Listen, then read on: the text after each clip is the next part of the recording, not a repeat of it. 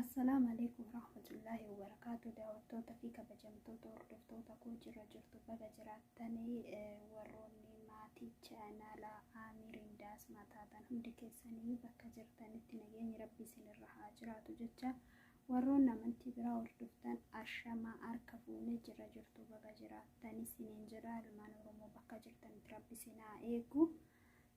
Maashaallah tabarakallah. Warroonni maatiin taatanii na jajjabeessaa jirtan guddaa tokko galatoomaa. Warroonni immoo maatii kun taane laayikii sabskiraaybii tuqxanii maatii akkanaaf taatanii isiniin jedha. Akkaataa daanteelitti dhaanii kutaa lammaffaa kutaa tokko gadi sibii dhiisin ture.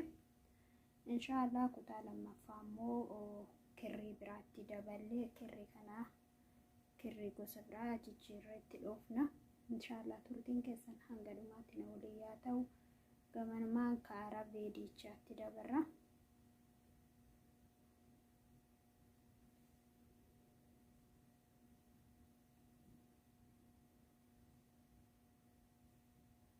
Kanoo kana fakkaata jalqaba kanaan jalqabne.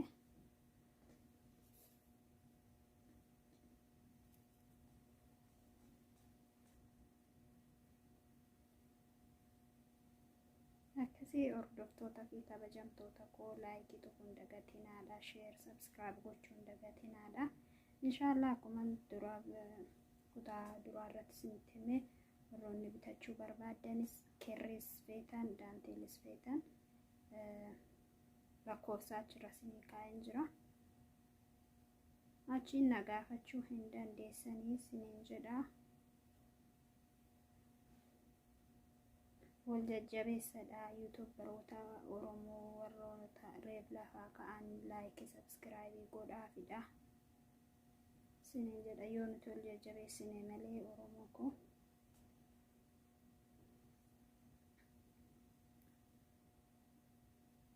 ogummaan harkaa immoo baay'ee bareeda. Warroonni ogummaa harkaa hojjechuu beektanii daanteelii qofa osoo hin taane wantoota biraa warroonni hojjechuu dandeessan jajjabaadhaa isiniin jedha.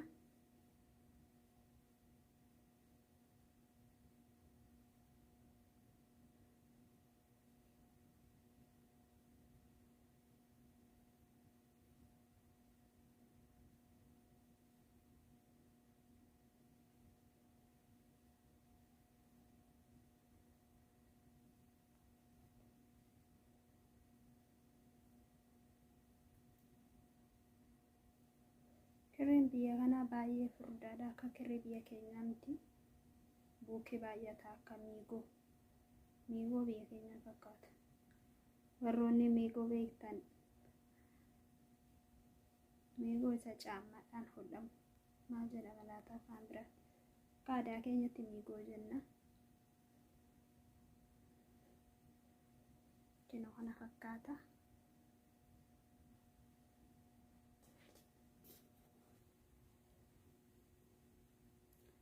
Akkasii obboleewwan koo kun walirraa bareeda. Maashaallah tabarakallah. Kirrichi isaa hin bareeda.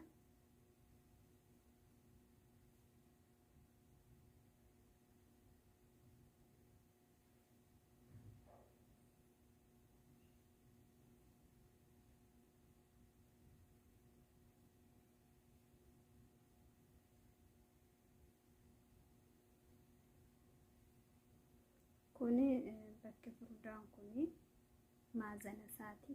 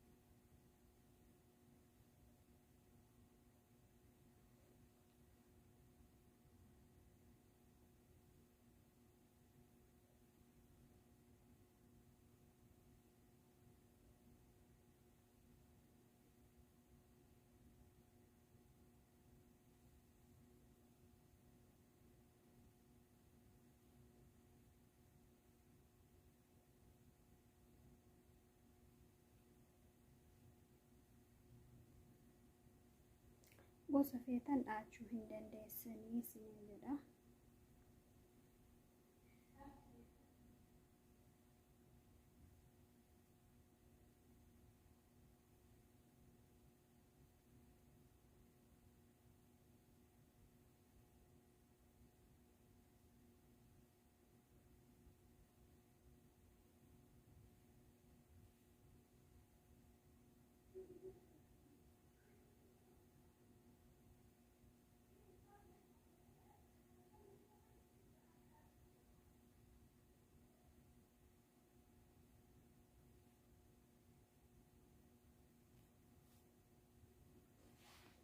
No, kana fakkaata.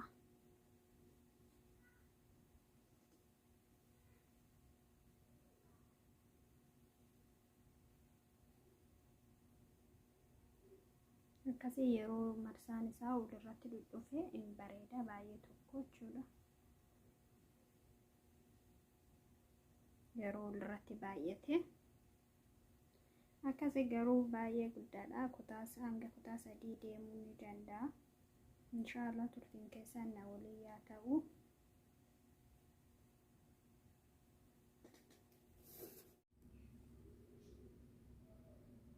Akkasii obboleewwan koo kun walirraa bareeda. Maashaallah tabarakallah. Egaa marsaa 3 dhoofne walitti deebine. Waaw kirracha walirraa deema.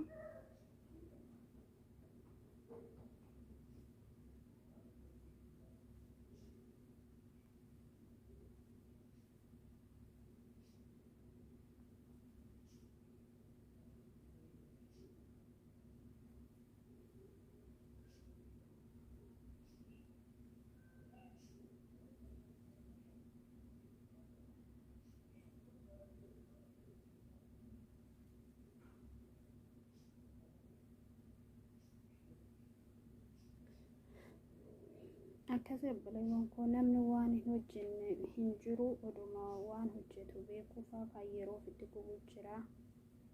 Hanga dandeessan waan dandeessaniin ogummaa harkaa ta'e waan waaqayyoo ta'e waan dandeettii keessanii waan beekumsa keessanii irratti hirmaattanii hojjechuu hin dandeessanii.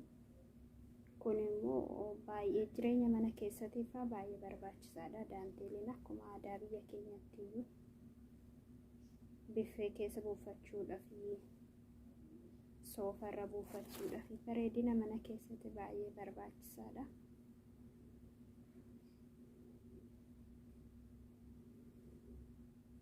Namni tokko waa hojjechuuf maallaqa bichaa argachuuf hojjeta. Garuu immoo maallaqa qofa osoo hin taane ogummaa keetiif, sammuu keetiif, harka keetiif, qaamuma keetiif iyyuu hojjechuun bareeda. Waan danda'an irratti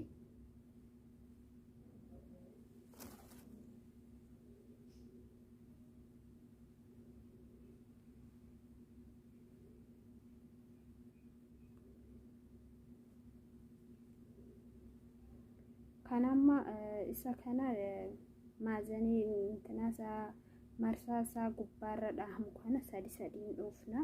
Boolla 3 kanammoo taraa 2 gaddeeffanna. Taraa 2 ol keessaa kun amma fakkeenyaaf 1 2 3 as dhufna. Asitti 1 2 amma keessaa fudhanna 1 2 lamaan baafna jechuudha. Ammas akkuma silaa 1 2 3 as dhufna 1 2 1 2. Waan baay'ee salphaadha jechuudha. Hubattanii ilaaltanii yoo sirriitti hubattanii itti xiyyeeffattan waan baay'ee salphaadha.